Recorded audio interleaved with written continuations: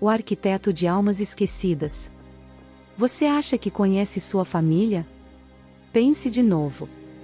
A verdade é que a maioria de nós vive sobre as fundações de segredos que jamais imaginamos. E se a herança que você recebesse não fosse dinheiro, mas um quebra-cabeça que desmontaria toda a sua vida? Joacir vivia uma vida de ângulos retos e vidro espelhado. Como arquiteto em ascensão na construtora mais voraz de Brumélia, ele desenhava futuros assépticos, arranha-céus que perfuravam as nuvens e prometiam um luxo que ele mesmo, ironicamente, não desfrutava. Seus dias eram uma sucessão de linhas limpas em telas de computador, reuniões com investidores de sorriso fácil e o cheiro de concreto fresco que parecia impregnar sua alma. Morava em um desses apartamentos que projetava, um cubo de vidro com vista para outros cubos de vidro, um lugar tão impessoal que os ecos de sua solidão pareciam ter sido parte do projeto original. A notícia da morte do avô, um homem que ele mal conhecera, chegou como um e-mail burocrático, um evento a ser administrado entre uma chamada de conferência e a aprovação de uma planta baixa. O velho morrera, na sua memória, uma figura distante, quase mítica, um nome e uma certidão de nascimento e nada mais.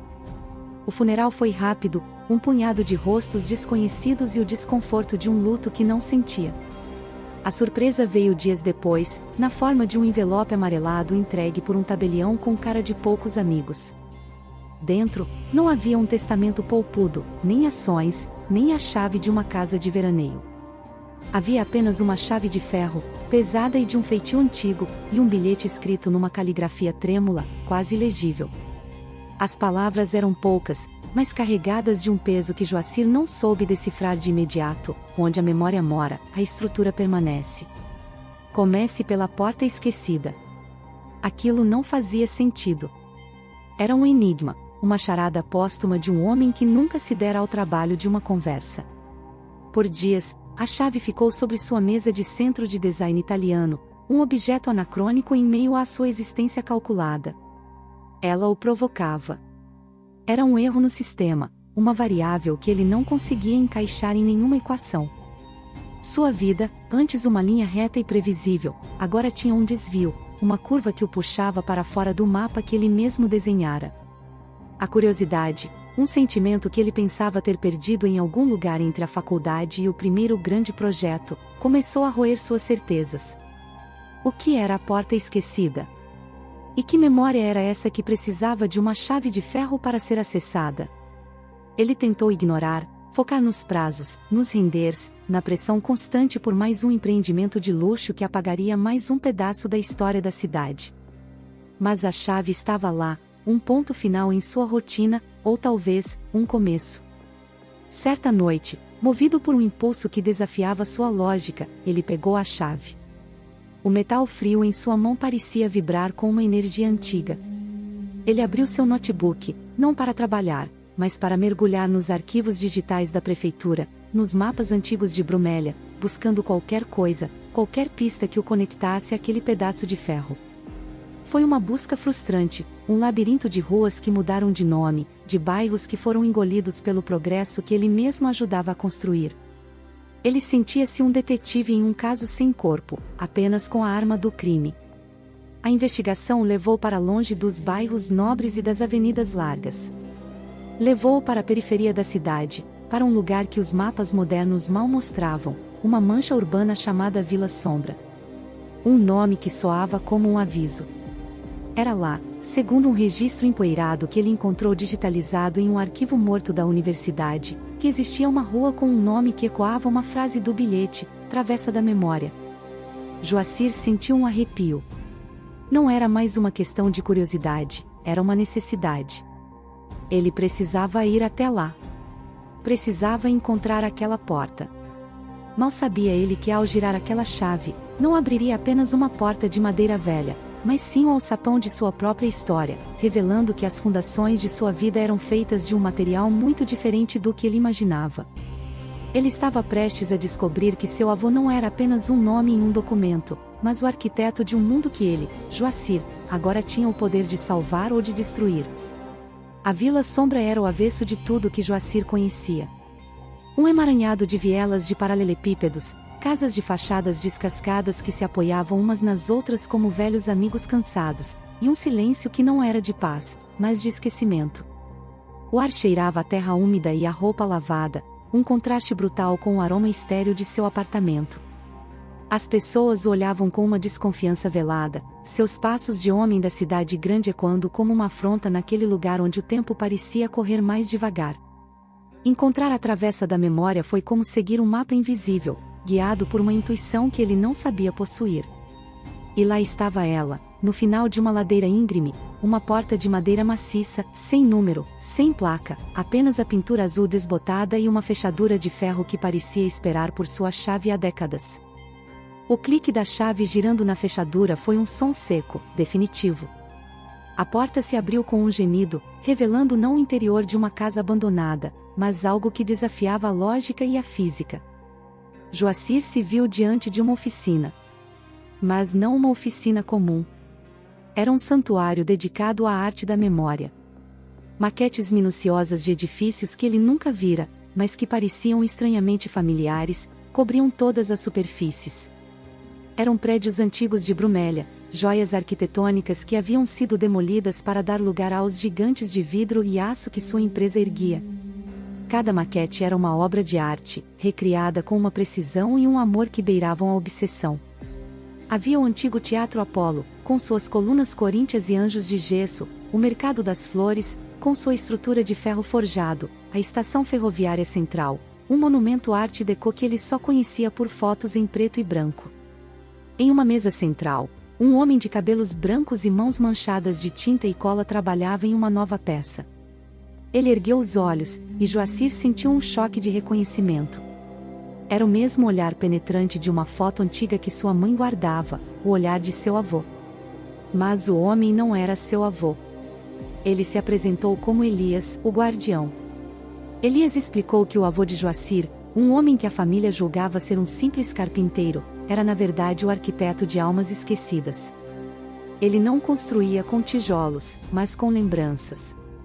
Cada vez que um prédio histórico era condenado à demolição, o velho arquiteto passava semanas estudando suas plantas, suas fotos, suas histórias. Ele conversava com antigos moradores, frequentadores, funcionários. Absorvia a alma do lugar. E então, naquela oficina secreta, ele a recriava em miniatura, preservando não apenas a estrutura, mas a essência do que havia sido perdido. A oficina, explicou Elias, era mais do que um hobby. Era um refúgio. As maquetes não eram apenas objetos. Elas continham as memórias coletivas associadas a cada lugar. Ao tocá-las, era possível sentir ecos do passado, o som de uma orquestra no teatro, o burburinho dos comerciantes no mercado, o apito de um trem partindo da estação. Joacir, o cético, o homem dos fatos e das medidas exatas, hesitou. Mas quando Elias o convidou a tocar a maquete do Teatro Apolo, ele não resistiu. Ao encostar os dedos na minúscula cúpula, uma onda de sensações o invadiu. Ele ouviu o riso de uma plateia, sentiu o cheiro de poeira e veludo, viu flashes de luzes de palco e rostos sorridentes. Não era uma alucinação. Era real, vívido, avassalador. Ele se afastou, ofegante, o coração batendo descompassado. Sua visão de mundo, tão sólida e bem definida, estava se desfazendo. Elias então revelou a parte mais crucial do legado. O avô de Joacir não apenas preservava o passado, ele o protegia. A energia dessas memórias coletivas, segundo ele, criava uma espécie de barreira protetora sobre a Vila Sombra, um escudo invisível que a mantinha a salvo da ganância imobiliária, da especulação que já havia consumido o resto da cidade. Era por isso que a vila parecia parada no tempo, imune ao progresso que Joacir representava. E agora, o próximo alvo de sua construtora era justamente a Vila Sombra. O projeto, ironicamente batizado de Residencial Novo Horizonte, previa a demolição de todo o bairro para a construção de um complexo de torres de luxo. Um projeto do qual Joacir era um dos principais arquitetos. A revelação o atingiu como um soco. Ele não era apenas o neto do guardião da memória da cidade, ele era o agente de sua destruição. O bilhete do avô, a chave, a oficina, tudo fazia um sentido terrível agora. Não era um convite, era um apelo. Uma passagem de bastão. Elias, já velho e cansado, não podia mais continuar o trabalho sozinho. O legado do avô, a proteção da Vila Sombra, agora estava nas mãos de Joacir. Ele se viu em uma encruzilhada impossível. De um lado, sua carreira, seu futuro, tudo o que ele havia construído com tanto esforço. Do outro, um legado secreto, uma comunidade inteira e a alma de uma cidade que ele estava ajudando a apagar. A escolha que ele fizesse não definiria apenas o destino da Vila Sombra, mas quem ele era de verdade, o destruidor de mundos ou o arquiteto que finalmente aprenderia a construir com o coração. O conflito interno rasgava Joacir em dois. Voltar para sua vida de vidro e aço significava assinar a sentença de morte da Vila Sombra e trair um legado que ele mal começara a compreender. Permanecer significava abandonar tudo pelo que lutou, enfrentar a fúria de seus chefes e se tornar um pária no mundo que ele dominava. Por dias, ele se ausentou do trabalho, inventando uma doença. Passou esse tempo na oficina, com Elias. Ele não apenas aprendeu a técnica de construção das maquetes, mas mergulhou nas histórias por trás de cada uma. Elias era um contador de histórias nato, e cada peça de madeira, cada pingo de cola, vinha acompanhado de um relato sobre as pessoas que viveram, amaram e trabalharam naqueles edifícios agora fantasmas. Joacir começou a ver a cidade não como um conjunto de lotes e potenciais construtivos, mas como um organismo vivo, com uma memória pulsante. Ele percebeu que a arquitetura que ele praticava era vazia, desprovida de alma, porque ignorava o elemento mais importante, o humano. A decisão amadureceu lentamente, como a madeira que ele agora aprendia a entalhar. Ele não podia destruir a Vila Sombra. Ele não podia apagar o trabalho de seu avô. Ele tinha que lutar. A batalha, no entanto, não seria travada com tratores, mas com a mesma arma que seu avô usara, a memória. Joacir sabia que não poderia simplesmente se demitir e esperar que o projeto fosse cancelado. A construtora era uma máquina poderosa, e outro arquiteto tomaria seu lugar sem piscar. Ele precisava de um plano, uma estratégia que usasse as regras do jogo contra o próprio jogo. Ele voltou ao escritório, mas não como o mesmo homem. Seus colegas notaram a mudança. Havia uma nova profundidade em seu olhar, uma hesitação em seus traços antes tão assertivos. Ele começou a trabalhar no projeto do residencial Novo Horizonte com um fervor renovado, mas com uma intenção secreta. Ele mergulhou nos regulamentos de zoneamento, nas leis de preservação histórica, nos códigos de construção, buscando brechas, ambiguidades, qualquer coisa que pudesse usar. E encontrou uma cláusula esquecida na lei orgânica do município, que protegia conjuntos arquitetônicos de relevância cultural e afetiva para a comunidade, mesmo que não fossem oficialmente tombados. Era uma lei vaga, quase poética, e por isso mesmo, sempre ignorada. Mas era sua arma. Paralelamente, ele e Elias começaram um movimento silencioso. Eles levaram as maquetes para fora da oficina. Organizaram uma exposição improvisada na praça central da Vila Sombra. Convidaram jornalistas locais, historiadores, ativistas culturais. No início, poucos vieram. Mas a beleza e a força das maquetes eram inegáveis. As histórias de Elias, contadas com a paixão de quem as viveu, cativaram os presentes. A notícia começou a se espalhar. A exposição da memória perdida virou um pequeno fenômeno. Pessoas de toda a cidade vinham ver as miniaturas dos lugares que amavam e que lhes foram roubados pelo progresso. A imprensa deu destaque, e a opinião pública começou a se voltar contra o projeto da construtora.